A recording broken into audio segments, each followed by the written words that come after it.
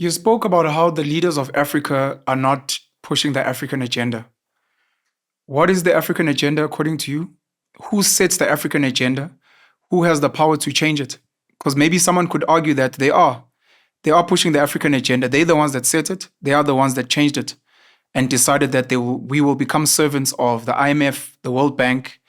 We will serve the West, and Africans will just be good to be social grant, social welfare recipients, and we must just keep quiet while the rest of the world loots the mineral resources. What is the African agenda according to you, and who sets it and who can change it? I mean, IT is the future. Now, in the continent, we have young people. And if you have a visionary leadership, it can take those young people and turn them into a workforce. Now, what has happened is that we have young people who have been turned into a human waste. They're hopeless, they're helpless. Our leaders in the continent are not utilizing young people. I mean, if you take India, for example, what they've done is they are leading the digital revolution. And behind that digital revolution is ensuring all young people are equipped in terms of IT, fintech, and so on. So we have people who can be turned into a human potential. I mean, if you take Nigerians, for an example, they are leading, they have surpassed even, Americans, white Americans in the medical space. Nigerians are doing really well globally. They are doing quite well. And interestingly, I picked up that in Lithuania. Oh my goodness, yes. Sorry. Yeah. I've picked up that the country is actually utilizing Nigerians in their IT space. So they're attempting to create their own Silicon Valley. Yeah.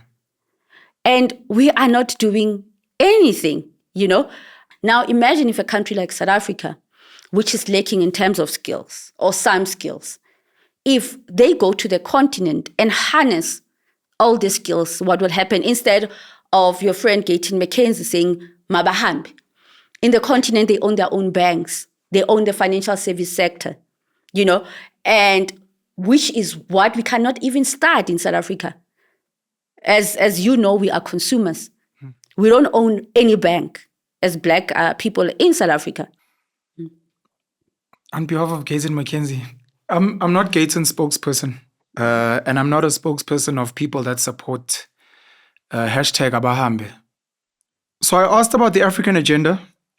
You've given me a small glimpse. You didn't really answer my question, but I'll assume from what you said that the African agenda is meant to be set by constituencies, being the people on the ground.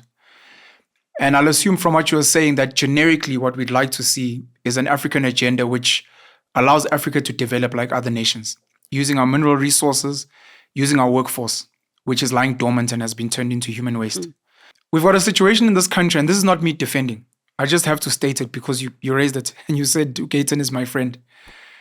A lot of South Africans, what you call a constituency, are very frustrated with foreigners that are here, specifically illegal foreigners or what's called undocumented foreigners, because there was a scramble for Africa.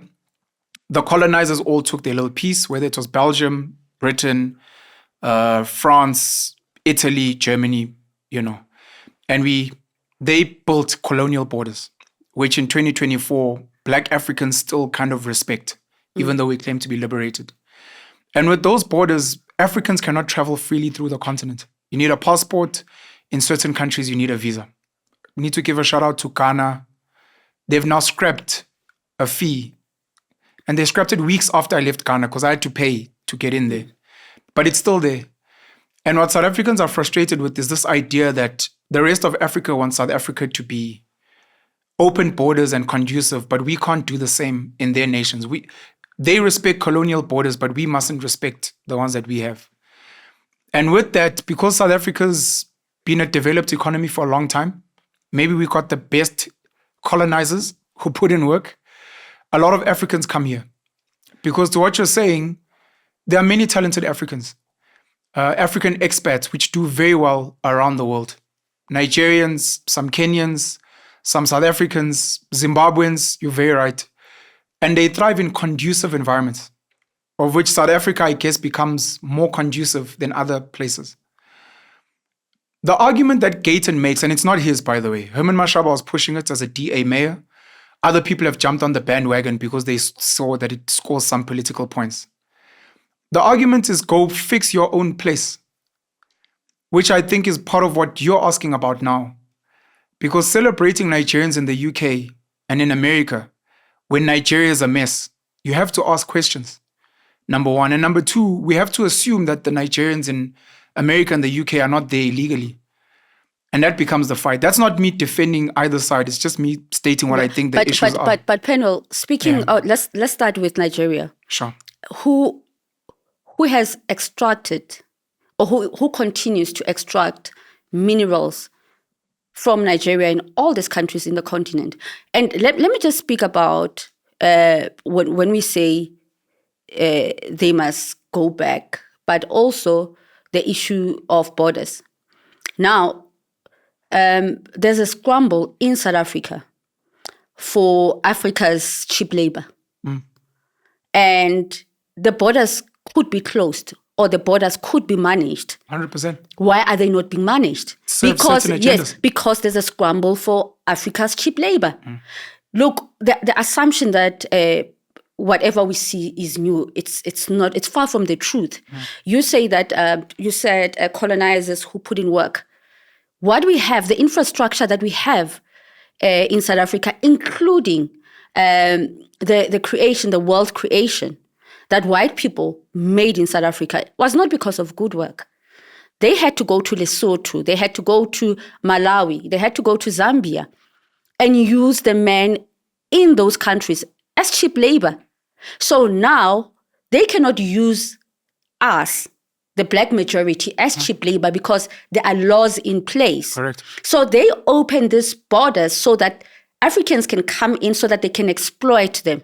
You're 100% correct. Yes. So the challenge in the main, I mean, I'm quite sure that many of the poor people from the African continent, especially from SADC region, they would love to stay in their countries. Sure. They would not want to come here. Why would you want to travel this far to become a domestic? In a hostile space where the people don't want you there. And become a domestic worker. Now, there's an assumption also that we are the biggest recipients of migrants or undocumented migrants. Well, it's actually not. It's not the entire truth, because if you take a country like Uganda, it's the country which has the biggest number of asylum seekers, and then you've got other countries around the DRC, around Burundi, which are also receiving asylum seekers. But then again, we're not asking the right questions. You take the DRC as an example. It's 2 borders away from South Africa. The minerals in the DRC are being stolen. And with the assistance of politicians? Yes. South African politicians. Well, that's one of the arguments, currently, which is why we have soldiers there dying. The people, the soldiers are being sent by our own government so that they can go and protect the interests of South African business people, South African politicians. Children in the DRC are dying, women are being raped. We don't care about that. There is no person from Congo who wants to come here. That is the wealthiest nation in the world, the entire world. Yet our people are stealing their minerals so that they can develop themselves. Not even South Africans, because we are not beneficiaries here. That's why we are saying they're taking our jobs, because ours is to fight for, breadcrumbs